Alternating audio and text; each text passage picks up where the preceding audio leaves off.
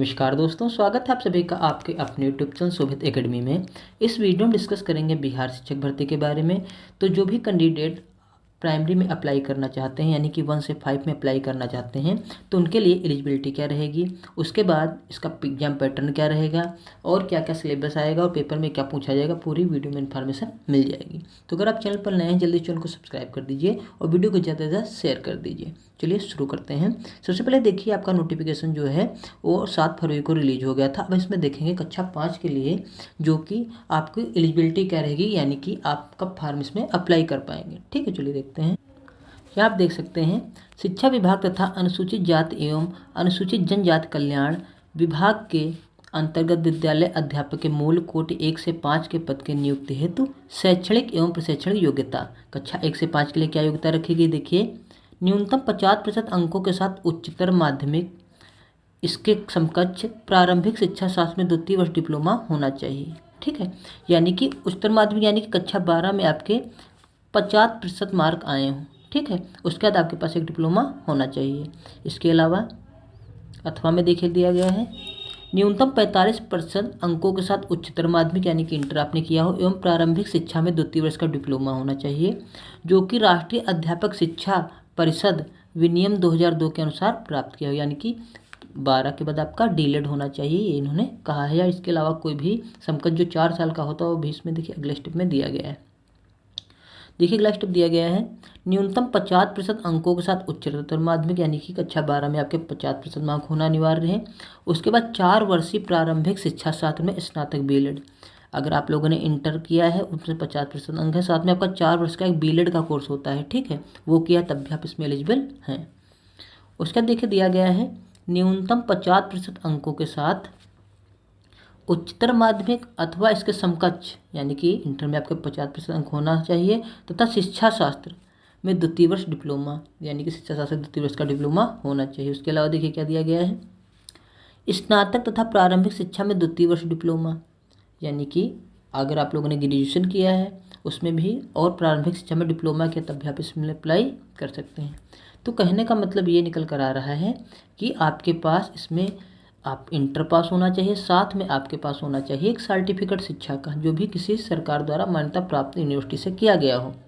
ठीक है, और इसमें आपको बताया गया है कि देखिए बीएड का यहाँ कहीं जिक्र नहीं किया गया, यानी कि बीएड वालों को प्राइमरी में अप्लाई नहीं किया गया है। तो आप बात जानते हैं, ये क्लियर हो चुकी है बात, जैसा कि कोर्ट में आदेश आ चुका था। अब देखिए परंतु में लिखा गया, वो भी हम पढ़ लेते हैं ध्यान से। कक्षा 1 से कक्षा 5 तक के लिए विद्यालय अध्यापक के मूल कोटि के पद नियुक्त हेतु शैक्षणिक एवं प्रशैक्षणिक योग्यता के अनुसूचित जनजाति, अत्यंत पिछड़ा वर्ग एवं दिव्यांग को न्यूनतम निर्धारित 5% की छूट दे होगी। ठीक है, यानी कि इसमें आपको साफ कह दिया गया है कि जो कि अनुसूचित जाति के हैं, अनुसूचित जनजाति के हैं, अत्यंत पिछड़ा वर्ग के हैं, पिछड़ा वर्ग एवं दिव्यांग जो न्यूनतम निर्धारित अंक से उन्हें 5% की इसमें छूट दी जाएगी। ठीक है, उसका देखिए नीचे क्या लिखा गया है, कक्षा 1 से 5 उर्दू के पदों पर बिहार राज्य मदरसा शिक्षा बोर्ड मौलाना मजहरुल अक अरबी एवं फारसी विश्वविद्यालय पटना द्वारा प्रदत्त मौलवी आलिम अथवा किसी मान्यता प्राप्त बोर्ड से उर्दू में इंटरमीडिएट 50% अंकों के साथ अथवा किसी मान्यता प्राप्त विश्वविद्यालय से उर्दू में स्नातक की शैक्षणिक योग्यता की हो, यानी कि जो उर्दू के पद पर डालना चाहते हैं उनके लिए ये एलिजिबिलिटी इसमें रखी गई है। फिर दिया गया है, कक्षा 1 से 5 के लिए बांग्ला शिक्षकों के पदों पर इंटर में 50 अंकों का बांग्ला अथवा किसी मान्यता प्राप्त विद्यालय से बांग्ला में स्नातक की योग्यता होनी चाहिए। जो बांग्ला से डालना चाहते हैं, बांग्ला शिक्षक बनना चाहते हैं बांग्ला भाषी में, उनके लिए एलिजिबिलिटी चाहिए। फिर दिया गया, किसी सोसाइटी अथवा ट्रस्ट के द्वारा स्थापित स्वैच्छिक संस्थानों द्वारा प्रदत्त भाषा विशेष की उपाधि डिग्री भी विद्यालय अध्यापक पद पर नियुक्त हेतु मान्य नहीं होगी। ठीक है, किसी भी ट्रस्ट से या जो ऐसे ही आपके स्वैच्छिक संस्थानों द्वारा प्रदत्त जो भाषा विशेष की उपाधि की डिग्री वो मान्य यहाँ पर नहीं की जाएगी। उसका देखिए यहाँ पर दिया गया है नीचे, शिक्षा विभाग बिहार के पत्रांक 7/12/2023 के आलोक में NIS द्वारा प्रदत्त 18 महीने के डीएलएड की उपाधि मान्य नहीं होगी। देखो यहाँ पर साफ कह दिया गया है, एक डीएलएड होता था NIS द्वारा जो कि 18 महीने के होता था, उसको यहाँ पर एलिजिबल नहीं किया गया है। आपका जो डीलेड होना चाहिए पूरे 2 वर्ष का होना चाहिए, बात आप समझ लीजिए। ठीक है, अब हम देख लेते हैं इसमें जो सिलेबस आएगा आपका एग्जाम में क्या पूछा जाएगा और इसमें लगभग वैकेंसी कितनी आने की संभावना उसके बारे में बात कर लेते हैं। तो देखिए, आप लोग जानते हैं पहले जो आपकी वैकेंसी आई थी वो लगभग 80,000 के करीब आई थी प्राइमरी में। ठीक है, ये टीआरई फर्स्ट की हम बात कर रहे हैं। टीआरई सेकंड में जब भर्ती आपकी आई तो टीआरई सेकंड में भर्ती लगभग मान के चलिए 1000 से 1500 के बीच में भर्ती आपकी आई थी, तो इसमें वैकेंसी बहुत कम आपकी हो गई थी। अब देखिए आपका आ गया टीआरई थर्ड। तो टीआरई थर्ड में आप मान सकते हैं क्योंकि आपके जो अतुल प्रसाद जी हैं अध्यक्ष, उन्होंने भी ये कह दिया है कि अच्छी खासी वैकेंसी मिलने की संभावना, तो उम्मीद कर लीजिए कि 10,000 से वैकेंसी ज़्यादा आने की इसमें संभावना है पीआरटी में। ठीक है, तो आप कोशिश करते रहिए क्योंकि मानकर चलिए वैकेंसी 10,000 अगर आ जाएंगी तो आपका सिलेक्शन लगभग पक्का इसमें हो जाएगा। ठीक है, और कटाप भी आप लोग जानते हैं कटाप ज़्यादा इसमें नहीं जाती है, अगर आपकी तैयारी ठीक ठाक है उसमें सिलेक्शन हो जाएगा। अब हम देख लेते हैं इसका सिलेबस। देखिए, इसमें सिलेबस की हम बात कर लेते हैं। तो आपका जो पेपर होगा, देखिए 2 पार्टों में पेपर बटा है। एक तो आपका पेपर होगा भाषा का। ठीक है, जो भाषा का पेपर होगा आपका 30 नंबर का होगा। ऐसे पेपर बटा होगा आपका 3 भागों में। ये पेपर होगा आपका 30 नंबर का, ये हो गया आपका लैंग्वेज का, इसे आपको करना है सिर्फ क्वालिफाइड। ठीक, दूसरा पेपर आपका होगा 40 नंबर का, जो होगा आपका जीएस का पेपर। ठीक है, और तीसरा पेपर होगा आपका जो मेन सब्जेक्ट होगा वो होगा 180 नंबर का। ठीक है, तो इस प्रकार आपका पेपर का पैटर्न बटा होगा। लेकिन जो प्राइमरी है, प्राइमरी में क्या कर दिया है इन्होंने, प्राइमरी में इन्हें 2 भागों में बांट दिया है। कैसे बांटा है आप देख सकते हैं। प्राइमरी में आपको सिर्फ 2 भाग में बांटना है। एक तो आपका 30 नंबर का हो जाएगा जीएस का, यानी कि लैंग्वेज का, मतलब ये आपका हो जाएगा पहला पेपर लैंग्वेज का, हिंदी का या जो भी आपने लैंग्वेज ली है। और दूसरा पेपर आपका पूरा जीएस का हो जाएगा जो 120 नंबर का होगा। इसे क्वालिफाइड करना, इसी से आपकी कट ऑफ बनेगी 120 में से। ठीक, यहाँ पर देखिए लिखा गया भाग 1 30 नंबर का, भाग 2 120 अंक का। ठीक, प्रश्नों की संख्या भी लिखी गई है। अब देख लिए कुल अंक पेपर के लिए 150 मिलेंगे, लेकिन आपकी जो कट ऑफ बनेगी 120 से बनेगी। ठीक है, अब यहाँ पर देख लिए, यहाँ पर लिखा गया है, ये भी हम पढ़ लेते हैं थोड़ा जूम करके।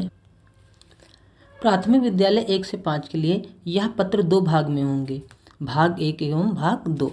भाग 1 भाषा अर्हता के लिए अंग्रेजी एवं हिंदी, उर्दू, बांग्ला भाषा, व्यवहारिक ज्ञान। इस भाग में अर्हता अंक कम से कम 30% होना चाहिए। यानी कि जो भाग 1 का आपका पेपर हो भाषा का होगा, इसमें अंग्रेजी एवं हिंदी के प्रश्न हो सकते हैं। अगर आप उर्दू लेंगे तो उर्दू के होंगे, अगर आप बांग्ला लेंगे तो बांग्ला का होंगे। और 30 नंबर का प्रश्न होगा, इसमें 30% अंक होने चाहिए। यानी कि 30 में से इसका 30% हो जाता है, 9 अंक इसमें अगर आप होंगे आ जाएंगे तो आप क्वालिफाइड कर जाएंगे इसमें।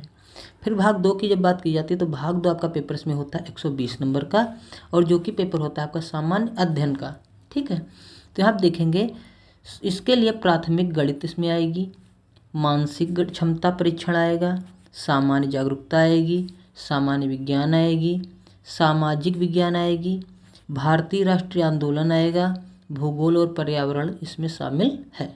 ठीक है, अब कहाँ से पढ़ना है, किस बुक से पढ़ना है भी इसमें जानकारी दी है, आप देख सकते हैं।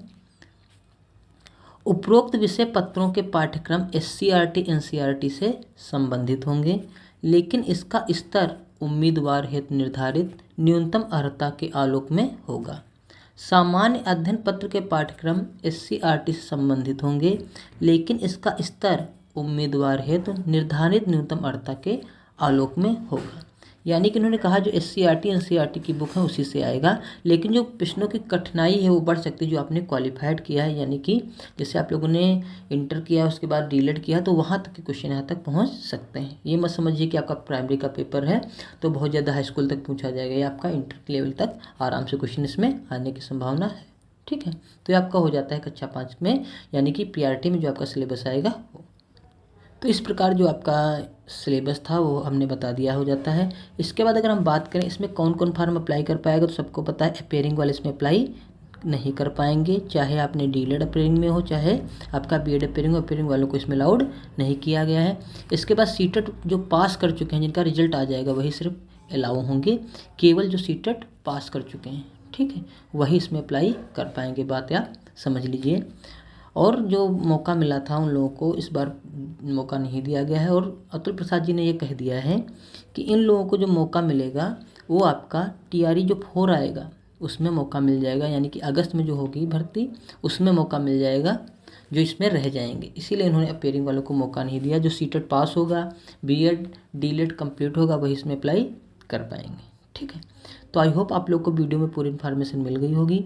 अगर आपको कोई भी डाउट रह सकता था तो आप हमें कमेंट कर बता सकते हैं। फॉर्म भरने की डेट आ चुकी है, जल्दी से जल्दी आप लोग फॉर्म भरना स्टार्ट कर देना, क्योंकि 10 फरवरी से 23 फरवरी तक फॉर्म भरे जाएंगे। वीडियो को ज़्यादा से ज़्यादा शेयर कर दीजिए। वीडियो अच्छा लगा वीडियो को लाइक कर लीजिए। चैनल पर पहली बार चैनल को सब्सक्राइब कर लीजिए। वीडियो देखने के लिए बहुत बहुत धन्यवाद। Thank you very much.